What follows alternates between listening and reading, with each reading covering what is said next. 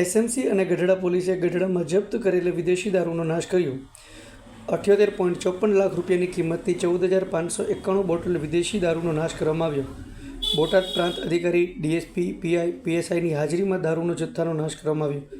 ગઢડામાં Dhasa road પર helipad પાસે જમીન પર મોટા પ્રમાણમાં દારૂનો નાશ કરવામાં આવ્યો। અધિકારીઓની હાજરીમાં ગાડીમાં ભરીને દારૂનો નાશ કરવામાં આવ્યો। રિપોર્ટર ફિરોઝ મલેક, ભાવનગર।